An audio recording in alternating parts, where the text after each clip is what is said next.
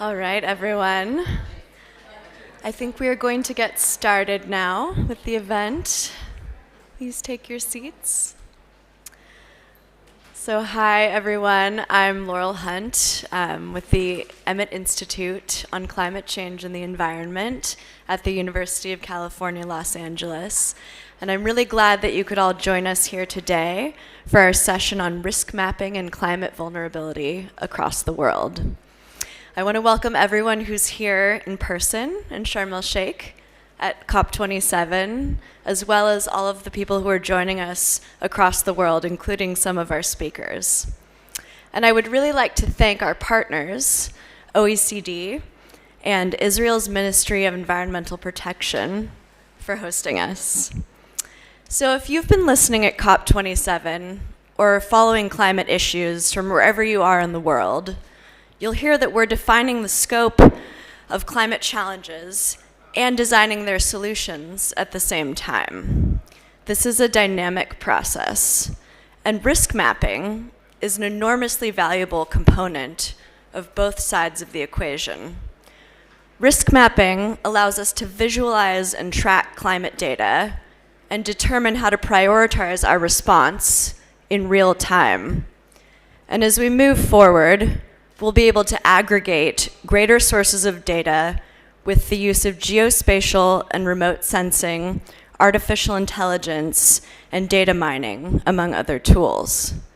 As we say in the resilience world, risk mapping allows us to follow the persistent forces, constant presses like population growth and economic expansion, as well as the rapid pulses like oil spills and wildfires.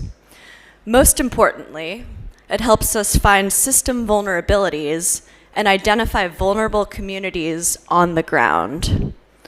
Risk mapping is a powerful tool used across sectors: government, business, universities, community-based organizations, and more. Just here at COP, I by chance met Adina Popescu, who's developing open artificial intelligence models examining forestry and carbon data for Amazonian states. So we're lucky to hear from our esteemed panel of speakers today. And to begin, it's my pleasure to introduce Israel's chief scientist, Professor Noga Kronfeld-Shor.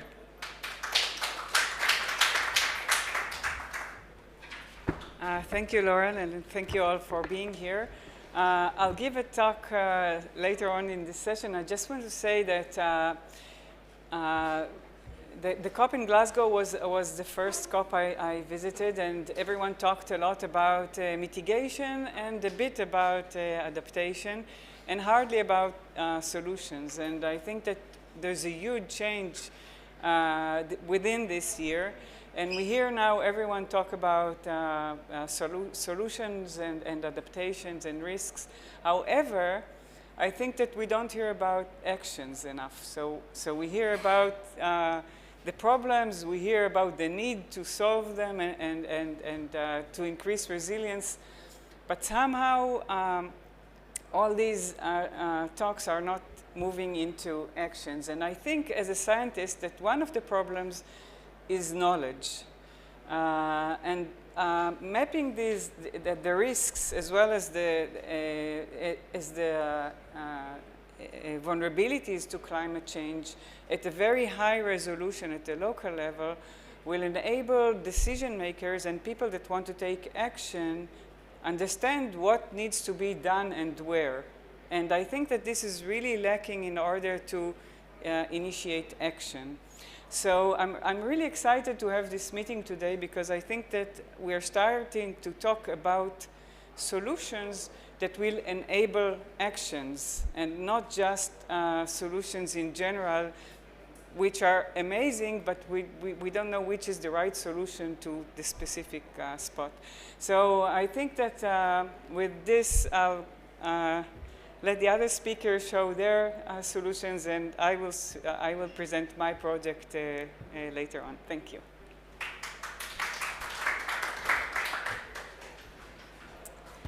Thank you, Professor.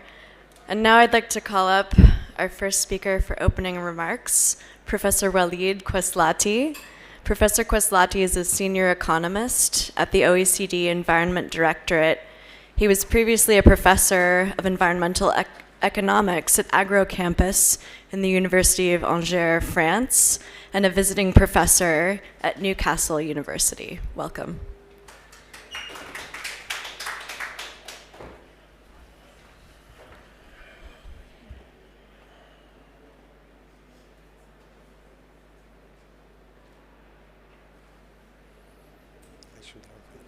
Excellent.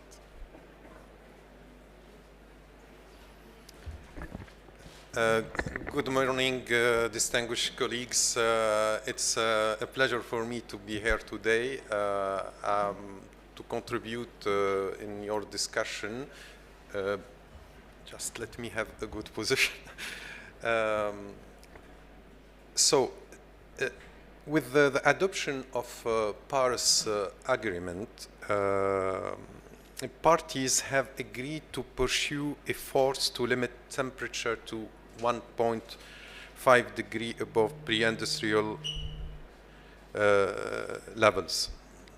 This translates into a goal of reaching net zero emission during the second half of this country. That was our cap. That's where we are going. In the 7 years that have gone by since the adoption of the Paris Agreement, the scientific knowledge around the need to pursue 1.5 degree has been reinforced. First, we have a better understanding of what are emission trajectories needed to be in line with 1.5 degrees. Secondly, we have a better understanding of the risk of missing the Paris Agreement. We don't have enough understanding of the whole risks, but we know big part of the risks if we are not aligned with this target. But not least, the question how to get there has also received a lot of attention. And I will share here some elements that we all need to continue focusing our attention on it. And I fully agree about that now it's time to think about solutions and implementation. So how to get there is an issue countries are grappling with and to support them in accelerating their effort to mitigate greenhouse gas emissions. We need to have emission within this decade to limit warming to 1.5 degrees. The OECD provides targeted, up-to-date, comparable and comprehensive information to support climate policy making. It's my great to present to you the OECD work on the international program for action on climate and called IPAC project, launched last year at the OECD Environmental Ministerial Council meeting. The main purpose of this project called IPAC is help countries progress towards net zero gas emission, greenhouse emissions, and strengthen their climate action. Also support effort under the UNFCCC and the Paris Agreement with an evidence-based policy evaluation. To date, IPAC covers 51 countries. This includes all OECD countries, G20 countries, and 5 accession candidates countries, who jointly account to more than 80% of the greenhouse gas emissions. IPAC has 4 components that provide operations, tools for countries with the policy advice, and has indicators as its main cornerstone. First, the first core tool is the Climate Action Dashboard, which consists of a small number of indicators that provide a common denominator for the program. We released an update version last week on the IPAC website that you can see it on the screen, and please feel free to ask if you didn't take note of this link. The second core of tools is the Climate Action Monitor. The 2022 edition was presented by our Secretary General last week in the French Pavilion. It provides a diagnostic policy framework for assessing country progress towards climate objectives.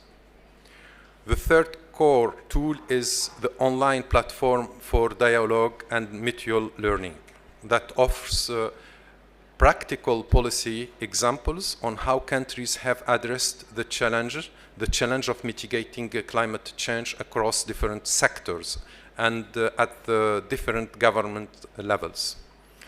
The platform compiles policy responses and measures drawn from a broad range of OECD analysis. It also facilitated knowledge exchange and experience sharing on innovative policy approaches across countries. Finally, we're currently developing IPAC country notes that will provide country-level policy, advice, and best practices for individual country of the IPAC program. That's what we used to do in the OECD, so we look horizontally to make comparative approaches, a kind of benchmarking to know where we are, but also we try to look vertically to see what are the bottlenecks, what are the main risks in each country, and that would help to learn from each other. The IPAC conceptual framework guides the development of climate indicators, and it's structured according to an adapted pressure state response model, which integrated the topic covered by the assessment of the IPCC and used in the UN Statistics Division and the UNECE indicators frameworks. The scope of the indicators set consider the economic, social, environment, and policy aspects of climate change. We want it to be comprehensive as we can see the different dimension of the solutions. As you know, and this you mentioned, the solutions are not only innovation, technological solution, they are also better policy design, just to make sure that the implementation may work and may be operational.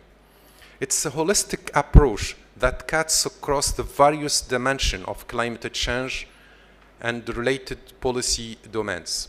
And selects the indicators that are most relevant for informing about key trends, structural change, for guiding policy action and informing about results obtained. So the IPAC conceptual indicators, as I mentioned, are pressure indicators, represent important area on which policies can act and can include direct or proximate pressure, such as greenhouse gas emission, and in the indirect or potential pressure, such as drivers beyond emissions. Then we have the state indicators, which describe major climate-related impacts and risks. They reflect impact on climate and on environmental conditions, exposure to climate-related hazards and vulnerability, including effect on human health and well-being. Third, responses indicators, which take stock of major climate action, policies, and opportunity that can be related to a driver of emission to monitor policy outcomes and performance in achieving climate objective. In today's discussion, I would like us to focus on our attention on the second pillar, the state indicator pillar. Under this pillar, IPAC developed a range of indicators that assess climate-related risks and vulnerability, which are particularly relevant in the context of developing policies on adaptation to climate change. That go in the sense a good knowledge of climate-related risk is key to stimulate more effective mitigation policy and guides adaptation effort. The IPAC started developing a suite of indicators on climate-related hazard last year. Climate change will affect people and ecosystems in very different ways depending on the context. As a result, producing indicators on exposure to climate hazards that are suitable for international work is not easy. Exposure level to hazards are very specific to each countries at the national and territorial levels. IPAC thus concentrated effort on developing internationally comparable indicators for climate-related hazards on a national and subnational levels using high-resolution geospatial data sources. I'm now happy to introduce my colleague from Environment Directorate who recorded few words, Michael Mass, to present this work in more details during his presentation. Thank you very much.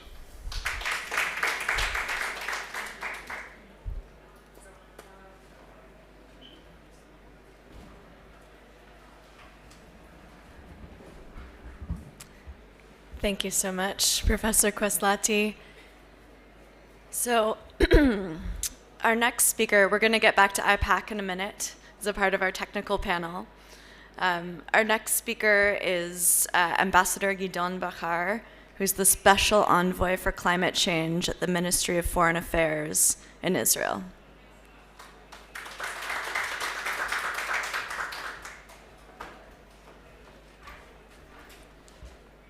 Thank you very much. Shalom to all of you. Very happy to see so many interesting people here in this room together to talk on this very important subject. You know, we are in a process of acceleration. The climate change is not going on a linear way. It is accelerating. And what we have been witnessing in the last year and the year before are only a beginning of what we will see more and more in the future. The floods in Pakistan that inundated a third of a country and displaced 33 million people are just a beginning. A huge storm in Cuba, in the Caribbean, that cut 10 million people from electricity is just the beginning. Major floods in Chad, in Nigeria, that displaced millions of people and caused so much damage. These are only the beginning. The rivers drying up in Europe, in North America, in China. This is only the beginning. And we need solutions, rightly, as was mentioned before by Professor Noga Schor-Kornfeld. And the solutions must address future risks. And the solutions must be to prevent future damage. And in that sense, what we are discussing here today, risks maps, is a very valuable solution for all of us, for humanity in general, for our region, the Middle East in particular, but also for the Mediterranean region. We really need to increase the discussion on solutions. We cannot just limit it to the discussions going on here in the COP. We must broaden the discussion, and we must include more players. And the players which are extremely important are scientists, academicians. More people, more players who are important are people who develop technology.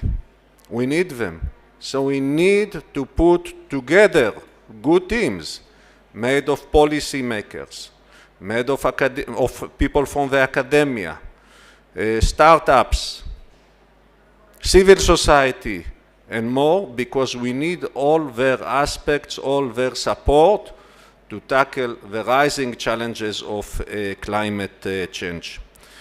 In that respect, risk maps really are a good contribution to what we need.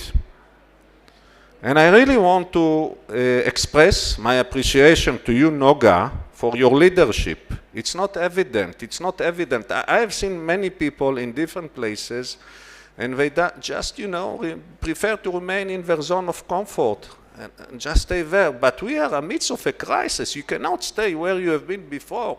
You can't just stay where it's comfortable for you. You must come out, think, and generate ideas, start processes, become a leader, a climate leader. Each one of us is a climate leader.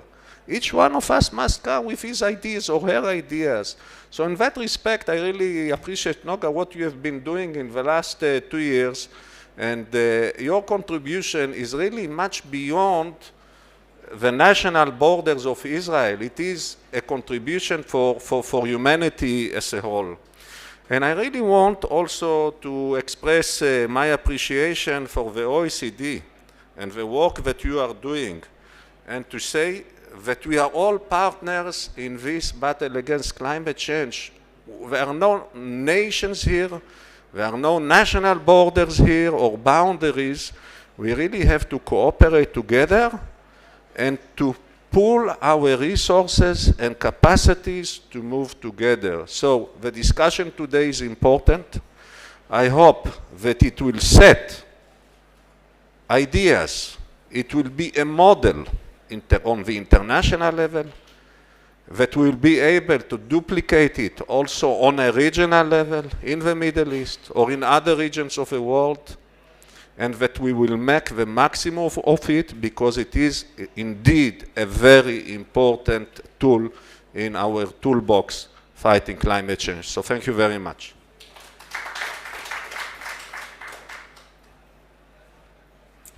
Thank you so much. And now we're going to move into our technical panel. So we have a remote presenter today from OECD, Dr. Michael Mayes. We're going to cue up the video here. Dr. Mayes is a data scientist on Earth observations and is a part of the Environment Directorate at OECD. Thank you. Dear Excellencies, colleagues, ladies and gentlemen, let me start by thanking the Minister for Environmental Protection and the Israeli delegation for their initiative to host this event. It is really my pleasure to present to you today the OECD's work on monitoring exposure to climate-related hazards. Climate-related hazards impact societies around the world, and the climate change poses a growing threat by changing the intensity and at some stage also the occurrence of such events. Reports calculated, for example, that around $280 billion of global losses were due to natural disasters in 2021. So considering these really severe socioeconomic losses on people's livelihoods, better understanding which countries, regions, or communities are more or less affected to climate-related hazards is really important. A key underlying framework for this kind of work on risk and hazards is the IPCC framework for risk. And it consists of 3 dimensions: the hazard, the exposed asset, and the vulnerability for assessing a risk exactly. In this OECD work, we really wanted to work with geospatial data sources. And it's for this reason that we really focused for now on the hazard and exposure dimension of risk. Because of not finding good data sources for the vulnerability dimension. And through an extensive qualitative review, we really developed 7 key climate-related hazard domains. That is extreme temperature, extreme precipitation, drought, wildfires, wind threats, river and coastal flooding. And on your right, you can see the different kind of exposure indicators that were developed for each of these domains. Key objectives really of this work were to use geospatial data sources with high spatial temporal resolution, to use data sources that are frequently updated so that we can develop consistent time series and anomalies, but also to use a diversity of analytical methods that allow us to potentially include other climate-related hazards in the future. Key features of this set of indicators for climate-related hazard indicators is that these are internationally comparable with a global geographic coverage. Countries can track impacts from climate-related hazards over time to inform decision-making. These data sources are frequently updated, so it means we can also, in a timely fashion, update indicators. And finally, decision makers can also observe national and subnational differences to identify priority regions within a country. I wanted to give a few examples now, and for extreme temperature, for example, we measured this through a variety of commonly used climate indices, such as the number of hot summer days, icing days, tropical nights. We also used indicators using the Universal Thermal Climate Index, which accounts for other meteorological variables, such as solar radiation, wind speed, and humidity, giving an indication of heat stress exposure. And what you see here really using the UTCI is that we can monitor population exposure to heat stress beyond the national level. Here you see this on large subnational regional level and then on small subnational regional level, showing regions within countries that are more or less exposed to heat stress. Countries in Southern Europe, for example, experience more than 60 days of a strong heat stress exposure, highlighting the considerable risk of extreme temperatures to the population, which is expected to worsen because of climate change. The population in a large country such as China have approximately 100 days per year of strong heat stress exposure. And considering the vast population size of China, this really highlights the severe extreme temperature situation also outside Europe. OECD analysis really shows that over the past 4 decades, there's an increased exposure of the world population to hot summer days. And on average, 68% of the world population now is potentially exposed to extreme temperature in 2021. Meanwhile, above average temperatures are increasing, and our analysis shows a steady increase of mean temperature compared to the climate normal period. This really highlights the risk that population exposure to extreme temperatures may further worsen in the future because of rising average temperatures. We also measured extreme precipitation through absolute and relative thresholds, such as indices known as the very heavy precipitation days or a frequency of extreme precipitation events. Here you see the example of a frequency of precipitation events in the case of Colombia, where the south of Colombia is the most exposed to extreme precipitation events. It shows really that certain departments in the west and in the east are clearly separated through the Andean range. However, even departments in the west of the country, such as Risaralda or Cundinamarca, still have an estimated 19 to 23% of land exposed to extreme precipitation events. These are also regions that have experienced landslides and civilian casualties in the last decades. When looking at the top 10 countries exposed to extreme precipitation, we see that countries with a higher proportion of their cropland exposed to extreme precipitation events also have a larger share of their GDP associated with agricultural activities. This really highlights that certain countries may be much more vulnerable to extreme precipitation compared to other countries. Drought has been measured through a variety of indices in the past, and some of these are known, such as the Standardized Precipitation Index or the Global Drought Index. In this analysis, we wanted to use satellite imagery of soil moisture to assess land and cropland exposure to soil moisture changes. Here, in the case of the North American region, you see a nice example of where a national average is quite meaningless. Once we go to the large and small subnational regional level, we really see areas that are experiencing drier than normal conditions of croplands compared to the baseline period. You specifically see, for example, the Colorado River Basin area in the southwest of the US and in the northwest of Mexico, where record low levels of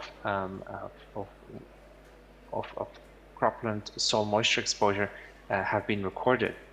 These are areas that also have recorded low levels of water in banks, in the river banks, such as in Lake Mead or near the Hoover Dam. Considering that the Colorado River Basin has an estimated 15% of cropland that irrigates through that, it is really a cautionary tale of the possible risks to the US and Mexican agriculture if the causes of drought are not addressed. When looking across the IPAC region, we see that there's a steady decline in cropland soil moisture over 4 decades of analysis, showing that drought conditions on croplands are getting worse and worse. A final theme that I wanted to discuss was that of wildfires, where we used global wildfire information system data to assess burning, but we also looked at population and forest exposure to burning. We see here on the right an example of how this product looks like and how we can identify really within countries, regions where there's more burning compared to other regions. And you see really that the top 10 countries, IPAC countries with burning, countries such as Australia, South Africa, Brazil, have more than 2% of their share of land exposed to burning in the past 5 years on average. Not all burning necessarily represents wildfires. Countries such as Australia have historical practices of burning to manage the land. When looking at forest exposure to wildfire danger, we really see that across the IPAC region, there is a steady increase in forests that are potentially exposed to wildfire. And this really is a cautionary tale again, because it really highlights the important role forests play already for world's biodiversity, for reducing greenhouse gas emissions. Yet there are serious risks involved that wildfires may pose for climate change mitigation efforts. In summary, it is possible to develop internationally comparable indicators for climate-related hazards on a national and subnational level. Hazards, they don't represent necessarily disasters, but they can inform us of the potential risk of a disaster occurring. The OECD working paper is published. That is at the foundation of what I just presented. And indicators will be integrated into the IPAC Climate Action Dashboard, the IPAC Climate Action Monitor, which was presented by the Secretary General last week here at COP27, at country notes, and in the OECD environmental and economic reviews. Further efforts will focus on improving the policy relevance of these indicators by better reflecting country specifics, notably to better characterize vulnerability to climate change. Thank you for your attention and the opportunity to present this work to all of you. You can find more information on the IPAC program and on the OECD hazard and exposure indicators through the following QR codes. And please also do not hesitate to contact me or one of my colleagues. We would be more than happy to answer any questions you may have. Thank you for listening.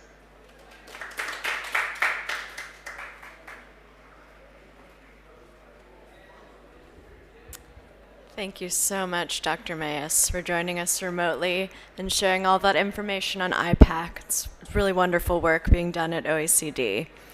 And now it's my pleasure to call forward Minister Tamar Zandberg, who's the Minister of Environmental Protection in Israel. She's a member of the 24th Knesset and in the 36th Knesset as the Minister of Environmental Protection. Welcome.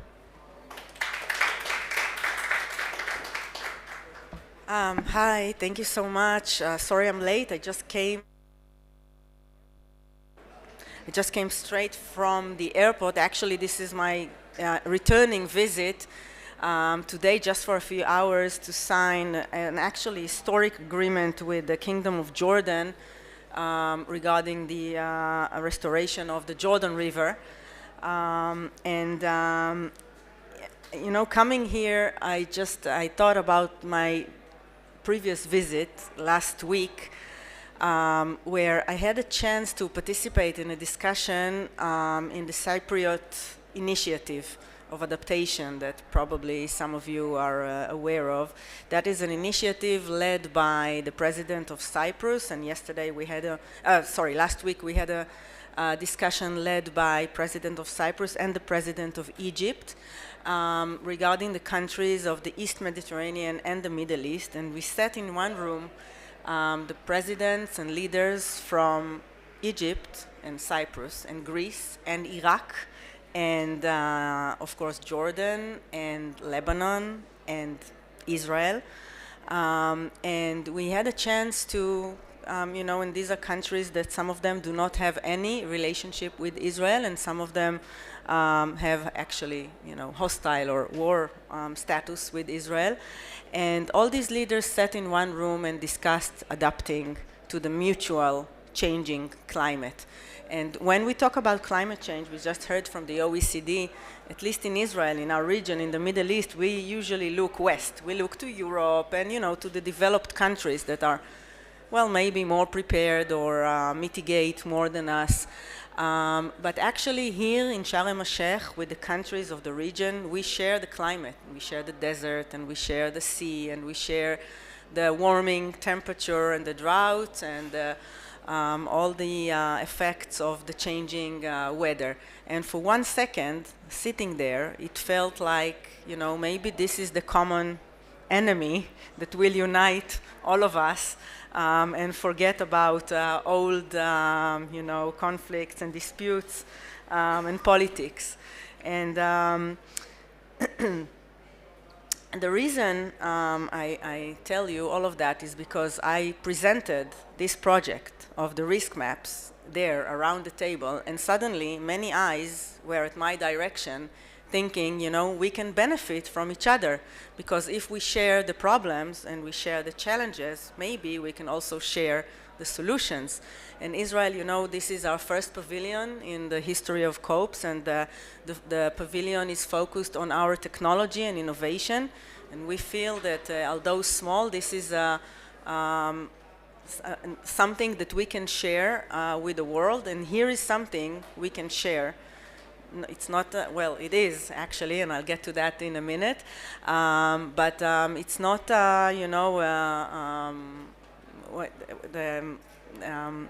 tomorrow, one of our startups that are presenting here in the pavilion are actually part of that project. And this is an example of a cutting-edge technology that is actually for the benefit of of saving lives and saving resources, and how to adapt. When we talk about adaptation, this is adaptation. This is how we adapt and we improve our knowledge and our ability to forecast disasters and emergencies, but also long-term adaptation and planning ahead, something that is becoming more and more needed with the changing climate around us. And I want to mention a very special and specific person, and that is you, Professor Noga Kornfeld-Shor, the Chief Scientist of the Ministry of Environmental Protection. I actually came with one of the, not founders, but workers of tomorrow from the airport here. And I said to him, in Israel, working in a government, in a ministry, sometimes it takes 2 years to bring together a project like that. And that was, and he said to me, working with Noga and with the team in the Ministry of Environmental Protection, sometimes we didn't know who is the startup and who is the government ministry, because everything worked so well and so in such a good pace. And I think, Noga, your leadership and your, there was a dream around something, and then you guys made it happen, and thank you for that. I'm very proud of that project. And I think this is a project that can actually save lives and improve the quality of lives of Israelis and of people around the Mediterranean and around the world. I know there is already a growing interest around that project. We also have the mayor of Kfar Saba, an Israeli city right here, with an adaptation plan until the end of the decade already here. I think you are an example of how municipal authorities can and need to adapt and to prepare themselves, and how this tool can better direct the resources needed and the knowledge that is needed to better resilient from the reality that is becoming a reality in front of our eyes and will become more and more so in the coming years. So thank you all for this very special and important event with this very special and important tool. I'm sure it will evolve much more in the future. This is the beginning of a very good adaptation worldwide that Israel is a leader of, and thank you for all your work and participation. Thank you.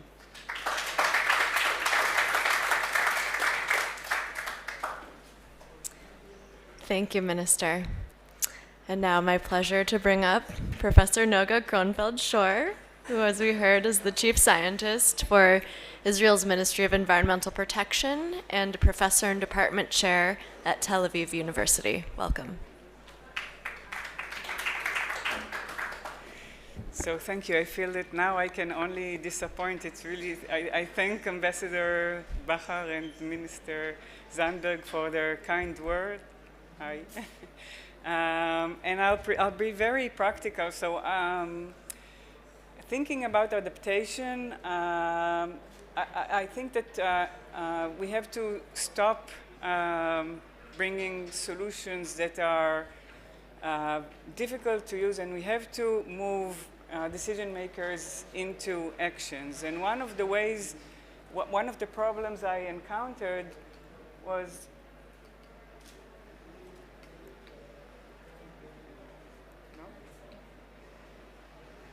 one of the problems I encountered was that decision makers find it difficult to analyze, process, and even get the information that they need in order to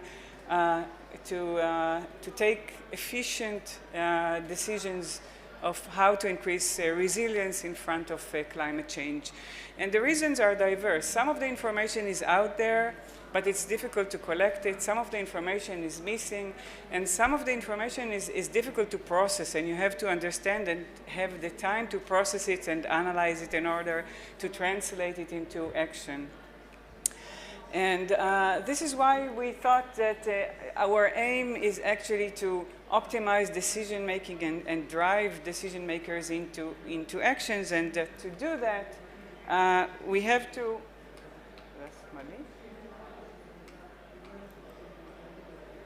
We have to collect the information at a very high spatial and temporal resolution about the exposure to the different risks of climate change, the sensitivity to these risks, the adaptive capacity, how we can respond to these risks, and together all these parameters actually determine the vulnerability of the specific area to climate change. So what we decided we should do is produce a reliable and a very high resolution, spatial and temporal resolution information maps in order to produce eventually vulnerability maps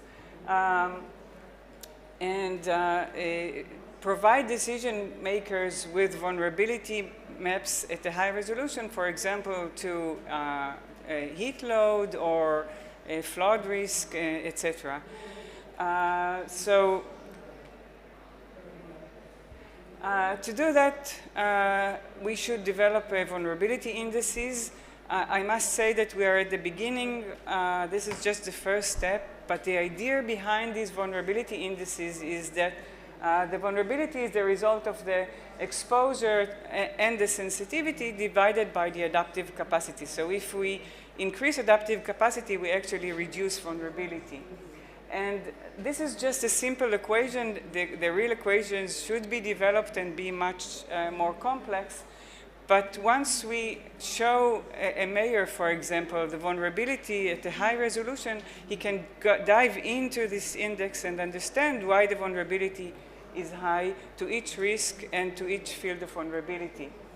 To map to map these risks, we partnered with Tomorrow.io, or he's the representative of Tomorrow.io here, and he will give a talk later.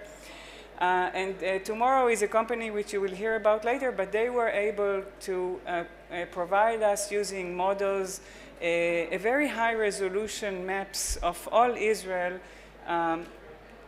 Currently, the information we have is urban heat islands and flooding risks at a very high resolution of 20 or 30 meters. So these models are based on the global models and are not the perfect models. We know that, and we know that there's a lot of criticism about using these models. However, they are good enough, and our decision is to use good enough data, because having good enough information is better than having no information, and these models will continue to improve over the years. So looking at for example, at heat load vulnerability, we look at economic vulnerability, health vulnerability, and mission continuity. So for example, if you want to look at economic vulnerability, the sensitivity is land use or population size, or and in the health vulnerability, we can look, for example, at age distribution, because we know that people over 70 or under 3 years old are more vulnerable to heat load. And the same way we can look at, the next slide please, the same way we can look at flood vulnerability, looking at different sensitivities, and here we also include an environmental sensitivity, which we want to continue and develop. And moving to some results, next slide. With the help of Tomorrow.io, we deployed exposure maps with at 1 p.m. and 9 p.m. scenarios at 1st of August.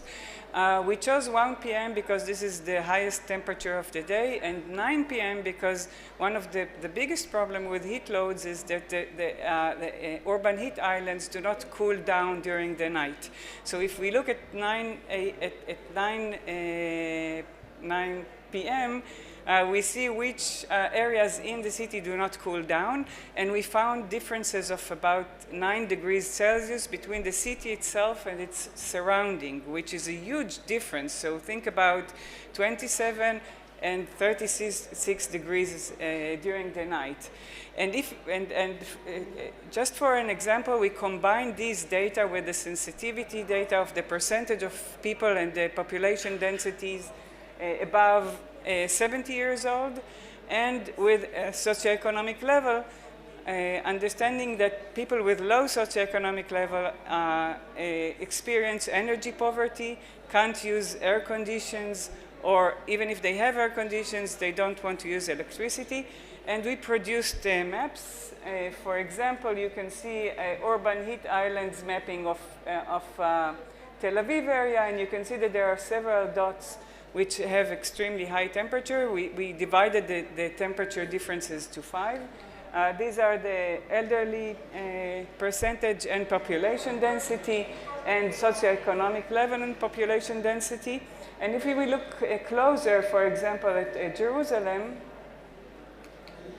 so this is the urban heat island, the elderly and population density, the socioeconomic level and population density, and when we calculate this simple index, we can clearly see that there are several spots in Jerusalem to which the municipality should go and understand what is the source of this high vulnerability and how we can reduce the sensitivity to climate change, increase the adaptive capacity, and increase resilience.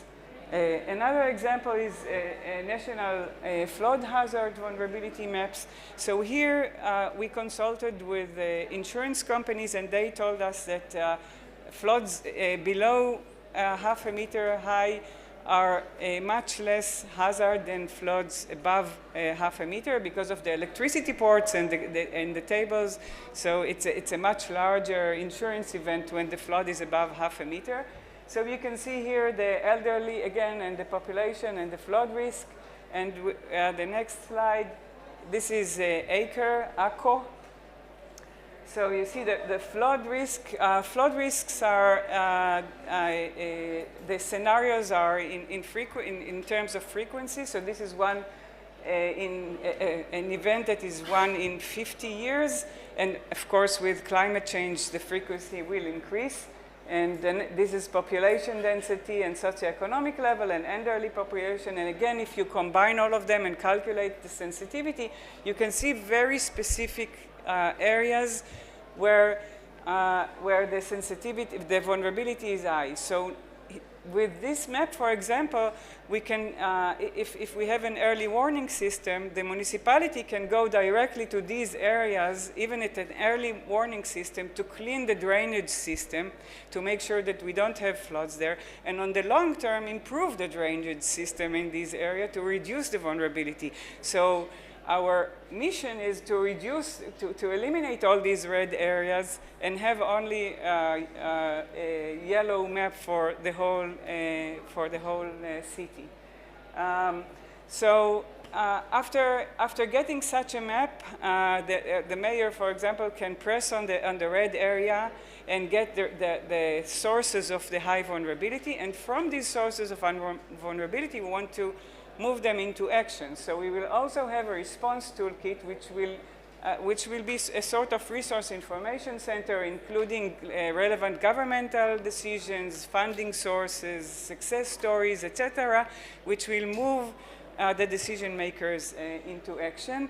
And next slide. So the model for the product is we will produce high-resolution vulnerability maps. Once you see these vulnerability maps, it is very clear for each risk which area should be treated with high priority.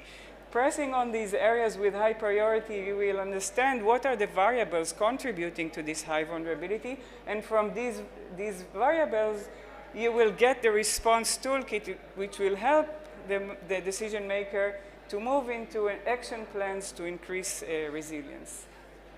So just to show you one example which jumped to our eyes. So if we choose on the maps heat waves and health and look at Ramat Gan and daycare facilities for children under 3, you can get the map, you can get these maps. So all the green dots are daycare facilities for children under 3 years old. And if we look at the bottom left of the map, you'll see that so one of the daycare facilities is located in the middle of an urban heat island, and we can directly tell this the mayor of Ramat Gan, go to this daycare facility and see what can be done in order to improve, to reduce this heat, the urban heat island. So instead of financing air conditioners or planting trees in all of these trees, which demands quite a lot of money, we can direct our actions into a specific location which has a high vulnerability. And just two more slides.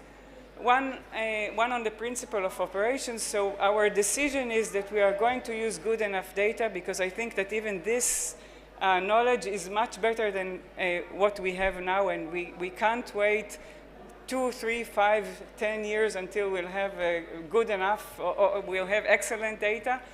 The other thing is that we want it to be open source, so everyone will be able to log into the website, have a username, download data, change the indices, give us a response about the indices that they used and suggestions for improving the website. It should be constantly improved and updated, and once we update it, this is an excellent tool also for monitoring our actions backwards, because if we see that we invested a lot of money but didn't lose these red areas with high vulnerability, it means that the money was wasted. We have to make sure and look backwards and see that our actions and investments are actually increasing resilience. There are different capabilities using dashboards and queries, integration tools, etc. And just the last slide to say that this is just the first step. So there are a lot of challenges, a lot of criticism that we have on ourselves, and I'm sure that everyone else have on this tool, but I think it's an essential tool to drive people, even private people, into actions and improve our actions towards resilience and climate adaptation. Thank you.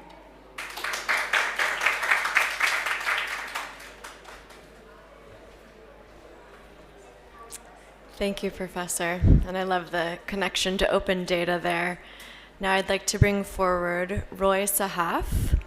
Roy is the Senior Vice President of Business Development and Strategic Alliances at Tomorrow.io. Thank you. Does this work?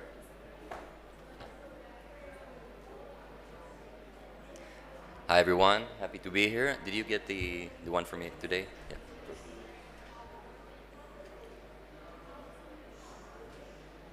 So I'm going to zoom out for a second and kind of give you, first zoom out from Israel and tell you how we see kind of the world in terms of climate adaptation, and how we as a company try to innovate across the board from helping planning purposes and all the way to what's going to happen tomorrow morning in terms of early warnings and climate adaptation. So Tomorrow.io, a US-Israeli startup within the weather technology domain.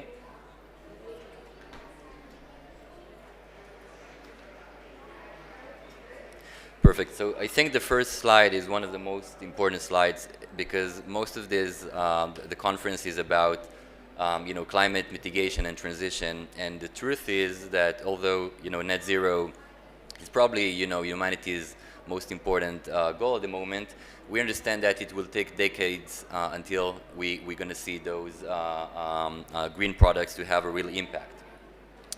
And question is that what's going to happen tomorrow? As you see here from Al Gore, we are already in the era of consequences, right? So weather events are becoming more frequent and more intense on a daily basis, and we understand that we need to manage climate security now, and we need to adapt to live in a much more volatile climate for the next tens of even hundreds of years to come. What does that mean? I don't need to tell you. You probably know that as maybe better than I do, but we see that across the board, right? So from flooding, wildfires, droughts, and nobody could kind of say that weather is not important, right? So if you think that the weather in Israel is just warm and sunny, so we know the winter is coming, and all the local authorities and we have representatives here. Everybody is trying to be prepared to what's going to happen tomorrow, in the next week, or in the next 2 weeks. And this is how we see the world as a company, right? So if you think about climate change from the mitigation and transition, we're trying to also put a very big focus on adaptation, meaning how we can monitor, predict, and automate decision-making and optimize the decision-making on specific weather events. And we see that, as I mentioned, we see governments and we see companies and we see, even small businesses, they have the understanding that they need to adapt and do something.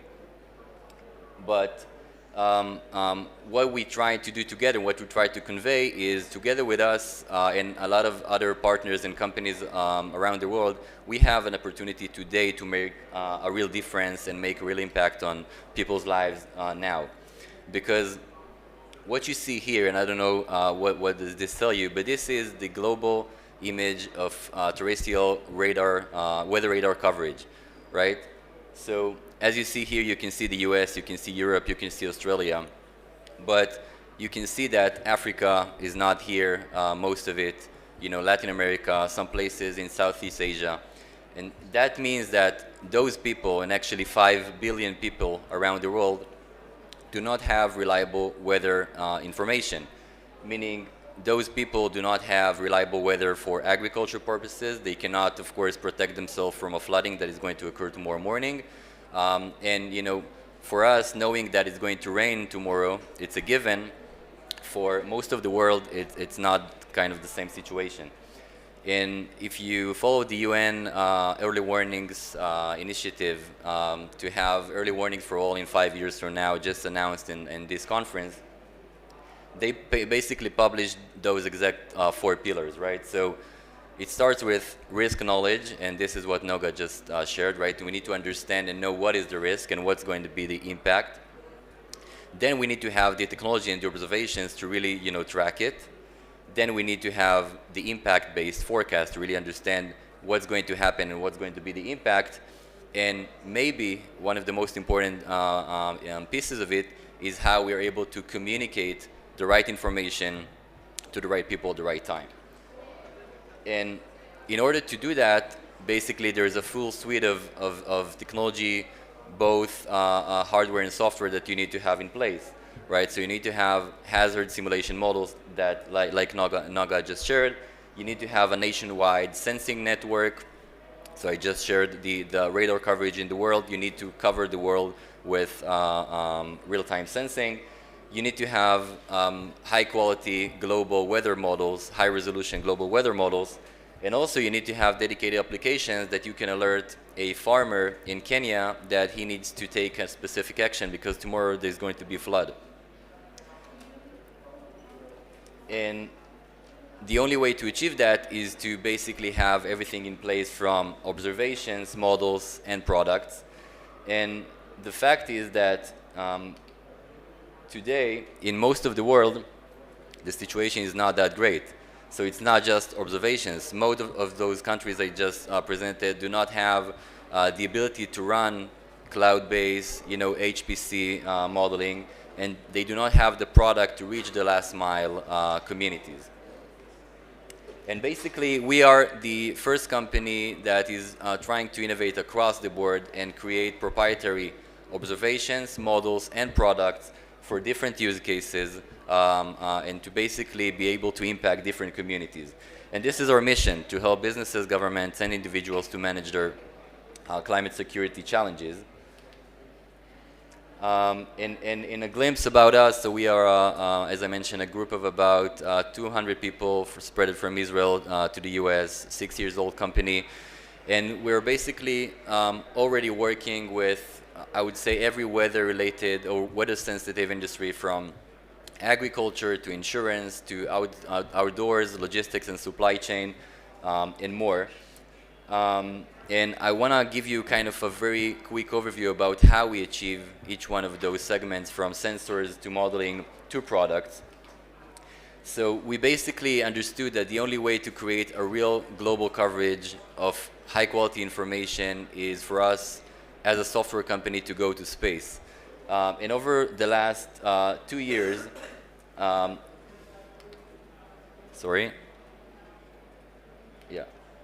over the last 2 years, we basically developed the world's first weather radar constellation that the first satellite is going to be launched in just a few months from now, at the beginning of 2023. And in a year and a half from now, we're going to cover the entire world with real-time information of weather radar, high quality in a very high resolution, meaning bringing the same quality of weather information to places like Africa, Latin America, and Southeast Asia. And by the way, the US Air Force is already a partner in that project, seeing that as one of his strategic kind of subjects for the years to come. So we are proud to having the US Air Force as a first design partner for this project. In terms of weather models, so as I mentioned, sensing is not enough, right? You need to understand what's going to happen. And the only way to do that is to create global coverage with high resolution weather models. And what we do, we take our proprietary sensor data with a lot of different sensing capabilities worldwide to actually create those different specific or event-specific models. So it could be flooding, it could be air quality, it can be heat waves, it can be more and more. And the only way to achieve global coverage is to have the ability to partner with the right companies that enable us to do that globally. So I don't know if you follow the news, but we just announced a partnership with Microsoft to basically create the ability to run those high-resolution models in Africa. This is just the start. We expect to have and to bring this ability to more and more countries in the years to come. And the last piece I wanted to share is how basically all this unique technology is being translated into a product, which is probably the most important piece for the different industries, the different individuals. So to give you an example what our product does, but it basically takes a lot of different weather parameters and is able to translate it into the impact that you care about, right? It can be an airline, it could be a local municipality, it could be a specific sport event, or it can be a smallholder farmer in Kenya. So if you're JetBlue, we're able to tell you exactly what will be the good time for you to de-ice and to be able to execute flights when all other airlines need to cancel that. If you're a utility company in India, and this is a very good example because a cyclone Amphan, which was the largest cyclone in the last 20 years in India, when the cyclone was approaching India, our customer IndiGrid, instead of just being reactive and try to see the damage and then react, our product was able to show them what specific towers are going to be at risk and what is the risk that is going to be, what is the impact that they're going to have. This enables them to pre-position crews near those towers and to make sure that in this specific example, the outage or the downtime was very minimal. And this is very important during COVID lockdown with millions of people with need in electricity. Same goes in Kenya. We work with Bill and Melinda Gates Foundation in Kenya to basically translate this exact same technology into where you need to fertilize and where you need to spray and where you need to take a certain activity in order to optimize yield in this specific example. And also municipalities, we work with a lot of municipalities in Israel and in the US, and all the way to the Israeli Defense Forces Home Front Command, right? So the ability to know not just a storm is coming, but what kind of road will be blocked and how you can position your crews and where you need to focus your efforts. This is one of the key things that our product enables different companies. And I think together with Noga, and I think that the most unique thing about this project is that it basically touches the entire 4 pillars of early warning, because it's not just static data telling you, hey, you exposed and that's it. We basically are planning to plug it with dynamic data. So if you know you're at risk, but what if I'm going to tell you that this risk is going to happen in 3 days from now, right? So you know the risk level and you know now what you need to do in order to optimize outcome. And of course, there's a lot of implications on people's lives, financial implications and such. So this is in a product in a very high level, the ability for you to have planning, real-time assessment, forecasting, impact-based forecasting, and all the way to enable communication and providing the right information to the right people at the right time. I think this is the most important part that is currently missing in the weather world. Thank you everyone for listening.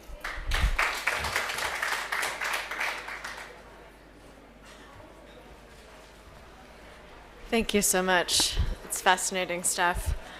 For our next presenter, who is remote today, I'd like to introduce Dr. Newton Campbell. Dr. Campbell is the Director of Space Programming at the Australian Space and Earth Consortium, AROSE, and he was formerly with NASA. So let's give a round of applause, a remote round of applause for Dr. Campbell.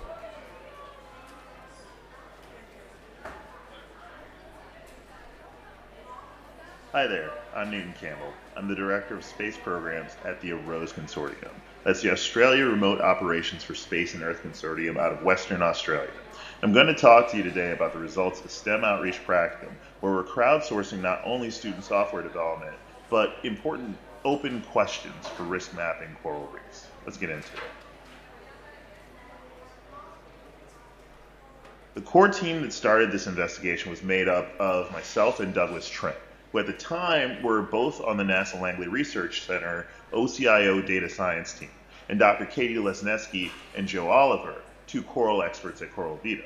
We also have two NASA SMEs in satellite research that joined our meetings to help field questions about data analysis. They came on a little later. One actually asked the original question that prompted this investigation, and then sort of joined this effort a little later. This team is now engaged in two risk mapping efforts for coral reef studies with universities.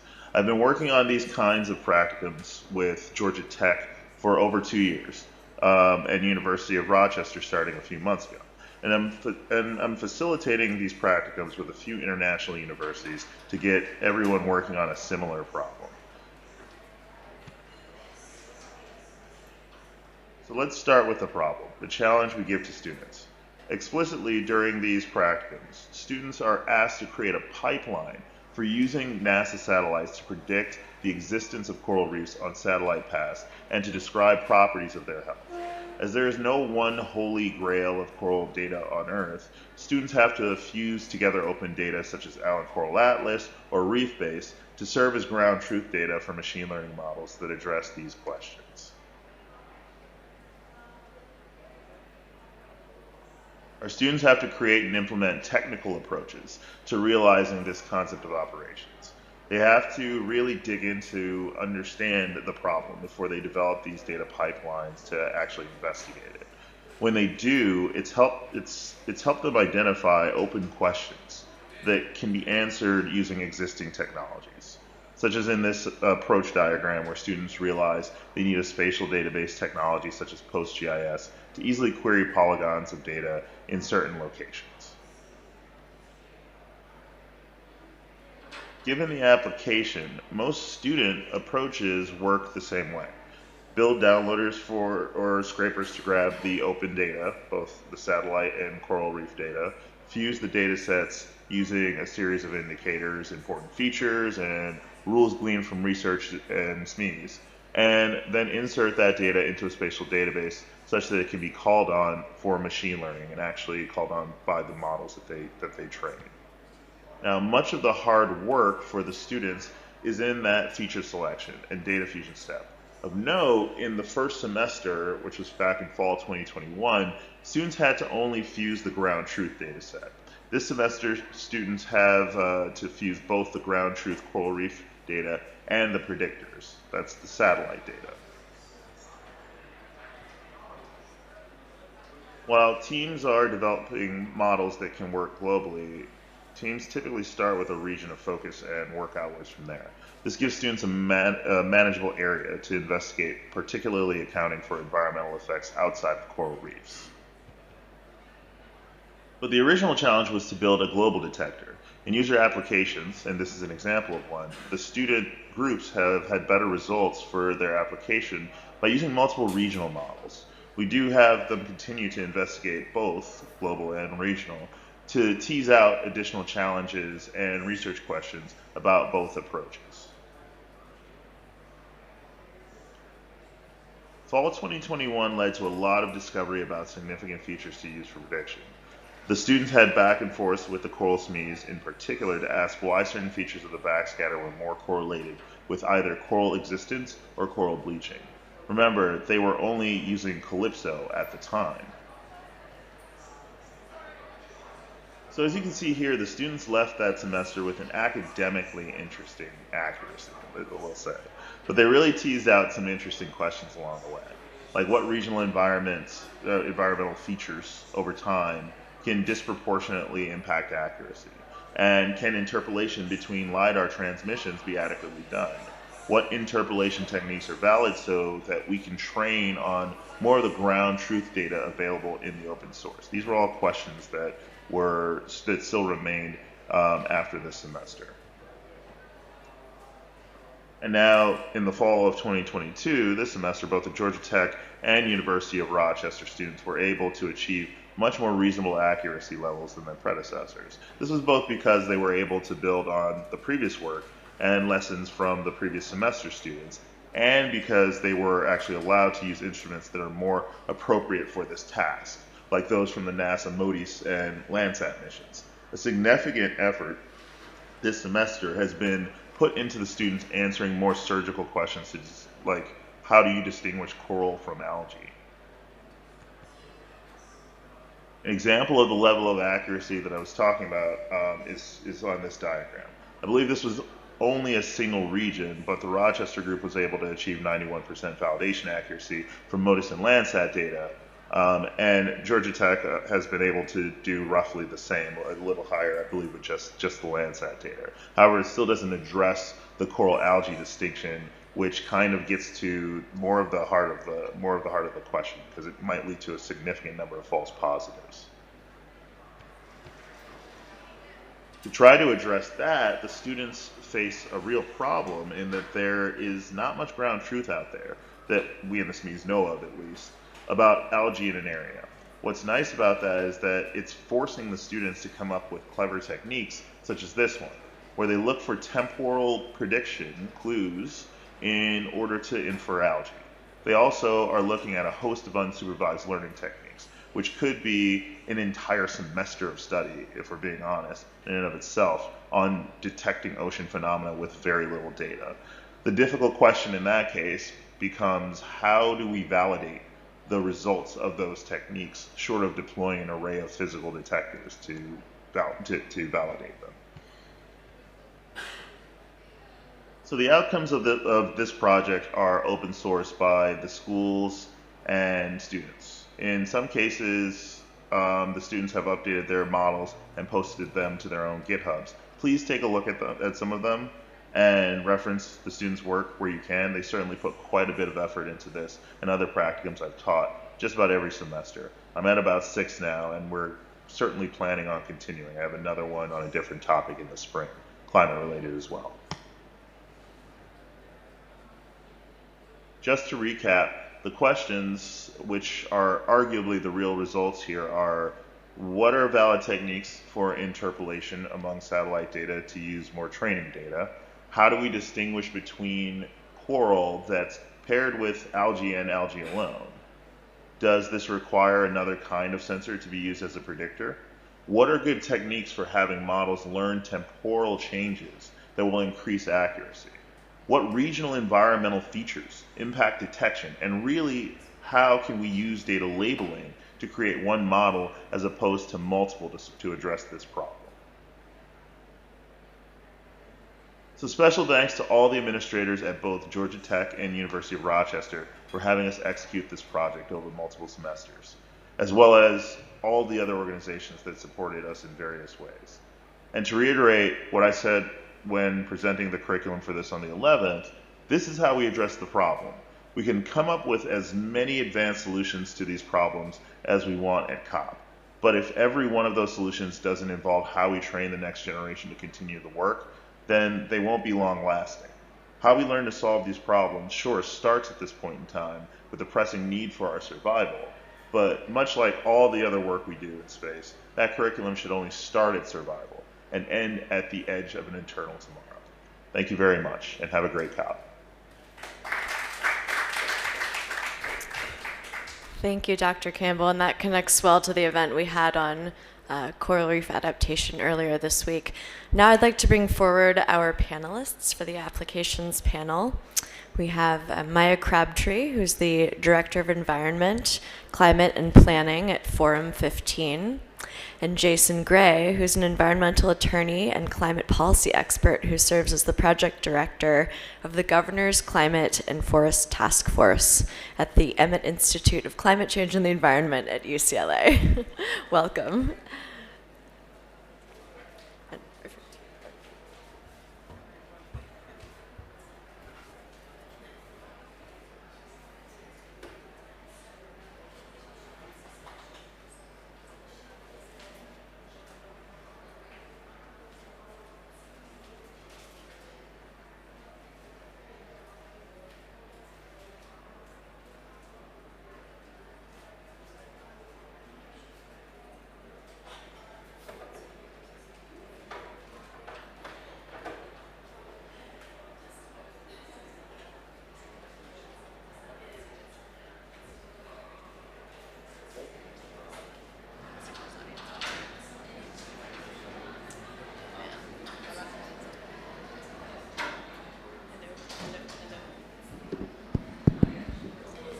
Hello. Okay, fantastic. So first, Jason, can you tell us a little bit more about the task force? Hello. All right. There we go. Sure. Thanks, Laurel. And just first, I want to say thank you for the invitation to be here.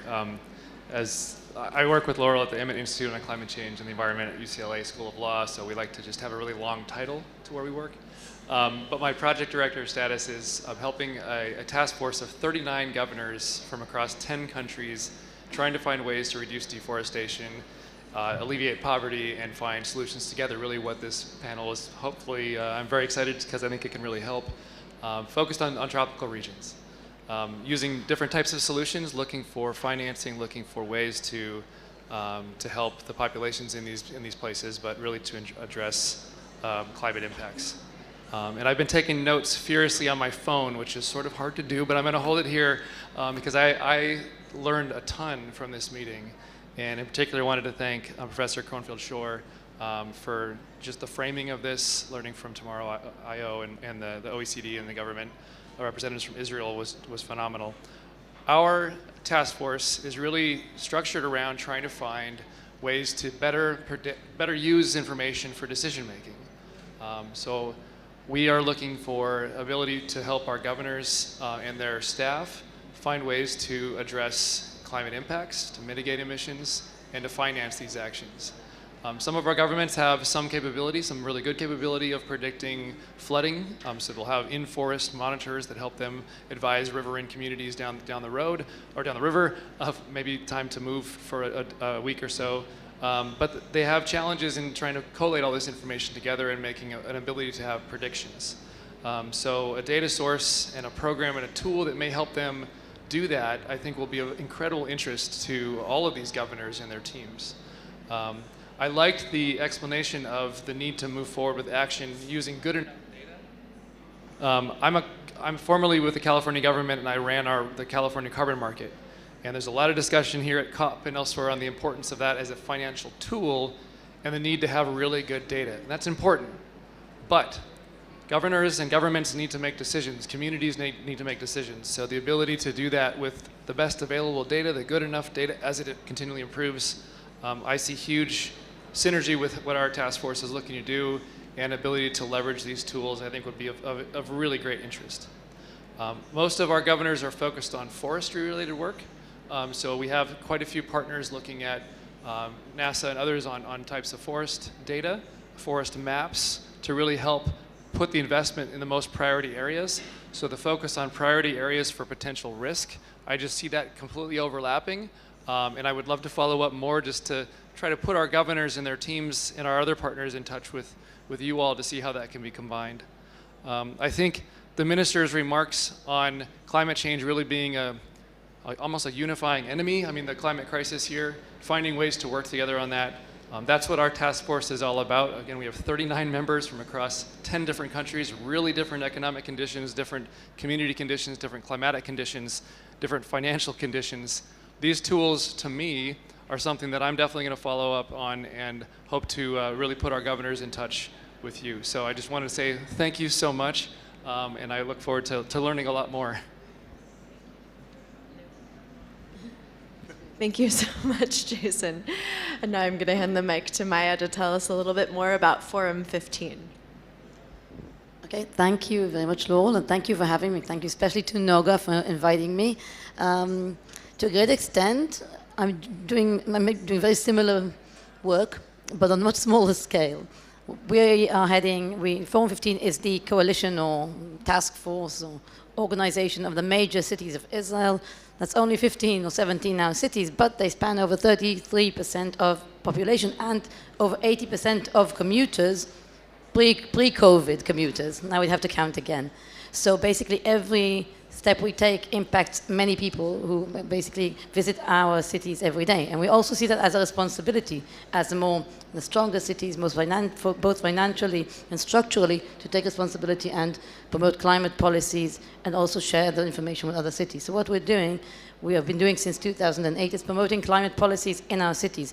And not to the same extent, but our cities are actually very different between themselves, both in terms of the climate vulnerabilities and characteristics, but also in terms of the city structure and the strength. And one of the main things that we see is that most of our cities don't have the capacity to create not the data or the information or the expertise in order to, or by themselves, in order to meet these challenges. And what we do as a network is share knowledge and create knowledge together so that every city can learn and save time in countering climate change. And, well, that's just the question you asked. Fantastic, thank you. So I'm going to open it up to audience questions in a minute, but I just wanted to start by asking both of you, what's your number one priority when it comes to risk mapping in your jurisdiction currently? Well, I don't want to speak for my members, but I can imagine that they would say the number one priority is helping them do something as quickly as possible. So taking actionable steps now to avoid bigger risks later. So our number one priority, I would say, is to provide more accurate data to basically measure or refine and perfect the actions that we're already taking.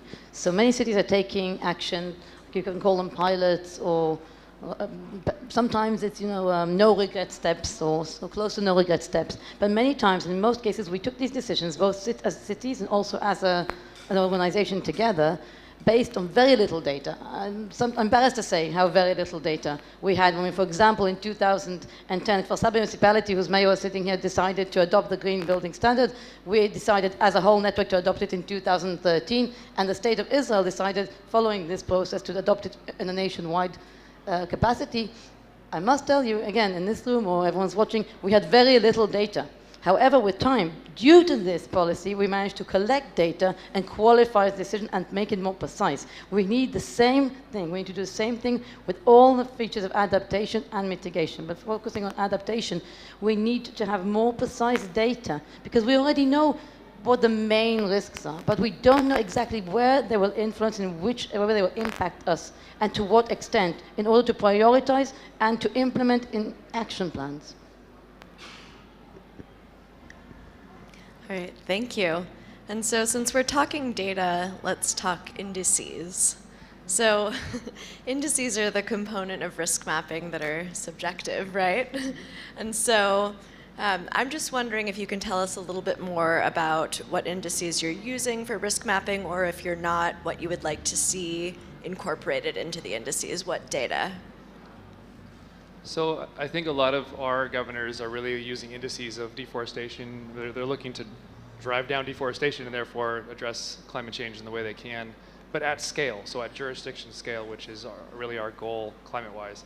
The indices we use are typically those that relate to canopy cover, deforestation rates, fire in terms of potential risks area, drought. Those are the types of things that our governors have some data from, working with current data partners, but improving that would be something really important, I think, for our work.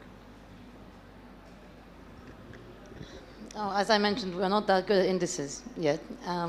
We try to develop indices such as calls to the city, emergency number, during floods, or information from the meteorological authority. But no, we don't have scalable or reliable adaptation indices. We're quite good at mitigation in terms of indices also. Not good enough, but with adaptation we're really at baby steps, and it's really one of the reasons that we are very supportive of the initiative by NOGA and the Environmental Ministry to create a nationwide system. We cannot do it by ourselves, and therefore we're quite looking forward to those indices coming towards us.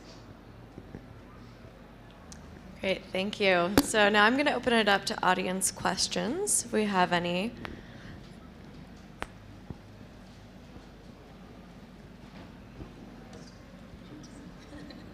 Any questions for our panelists or any of the other speakers in the room?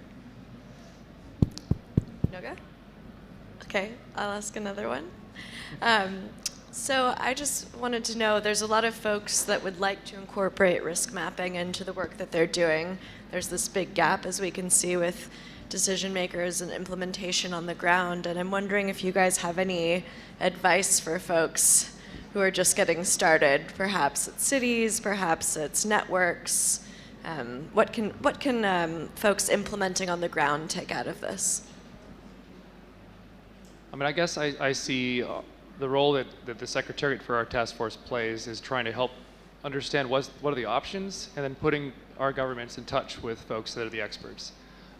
So one lesson would be trying to figure out a way to better understand the work that's going on, and then how that work relates, because there's a lot of different folks working on different data sources, different data tools, and combining those or seeing how they relate would be really, really helpful for our governments. The second piece on that would be how to use those tools. So capacity building, understanding enough to be able to use those. I think in the past there's been a lot of fairly complicated data sources that then have to have a lot of local capacity, which can be hard to develop, or you develop it within government and then there's an election and then there's a brand new set of staff. So finding ways to make that continuous, and this tool is exciting because it seems like that's part of what it's designed to do. So those would be two thoughts on that.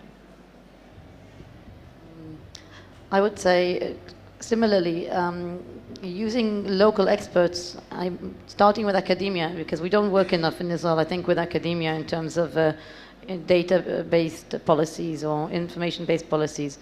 In many cities in Israel, there is an academic institute that is simply not integrated in decision-making processes on the local level. And secondly, also the public. We can learn a lot from the public, especially when we lack indices or information. We can learn a lot from people on the ground, recruit the public in order to also create long-term support for adaptation policies, even while we wait for the data, for the more precise data to come in. Thank you. Oh, yes, we have a question.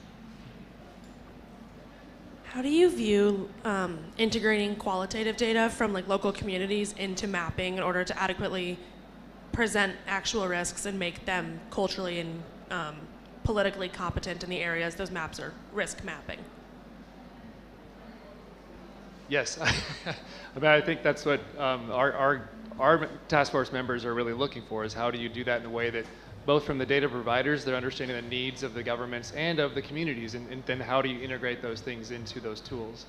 So I don't have a great answer, except yes, we really think that's the right approach to go. That's a very good question, because you really want to decide if you go for the more vulnerable, which vulnerability you choose first, climate vulnerability or social vulnerability. I think I'll give an example from the COVID crisis. I think in one of our municipalities, in Tel Aviv municipality, they had a big challenge with refugees, the population of refugees, when they tried to speak with people and ask them to self-isolate. There was a big outcry. Many people felt that under threat. They were sure they would be, I forgot the word, they would be sent out of the country. And what they did was they took the time to understand this challenge, and they developed a specific discourse and pamphlets, and they recruited people from the local community in order to talk, to really reach out and walk in the streets and talk to people. This is also applicable in terms of climate adaptation. I think we have to also recruit with us to the task forces people from all vulnerabilities in all parts of the city and all parts of the community we're trying to deal with, and we can't do without that.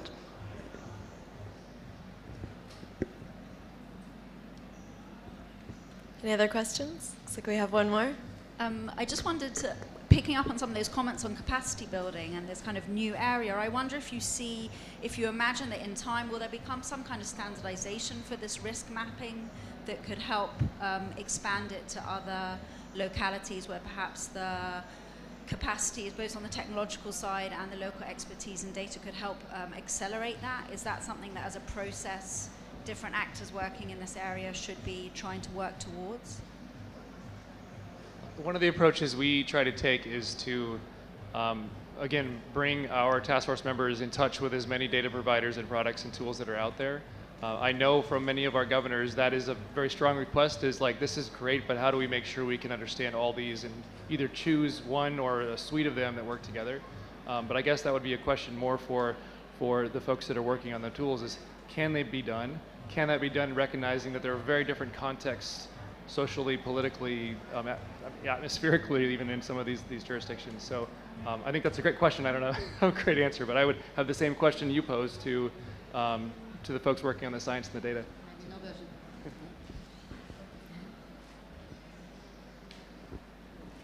I think that the indices are the heart of this project, and they're subjective after all. So this is why our aim is to keep them open, so that different societies or different stakeholders can change the indices and also understand the consequences of changing them. And but I think that this is something that the scientific community should start thinking about, and we have a lot of work to do. So this is actually one of the things that we are investing most in, thinking about these indices, and we're starting a work with the Israeli Academy of Sciences, building an expert team to think and work about the indices. So, yeah, but I think it should be an international discussion about indices. I would like to say one thing which is not an entirely direct answer to the question, but I feel that to some extent, at least in our country, we're not even close to that situation in sense of, since we don't have indices yet, we're not yet at the debate, at least practitioners are not yet at the debate about how stringent they should be. But we will come to that if, and I think that we should come to the situation in which climate indices are part of decision making, all issues, linking decisions about planning, for example, which is a very big thing here, because in Israel, because we have such a fast growth of population. So the moment we link policies and funding to climate indices, we are definitely going to have to address this question. All right, let's give a huge round of applause to our speakers. Thank you so much. And I believe this session is recorded, so we'll be able to send it out if you provide us contact information. Thank you.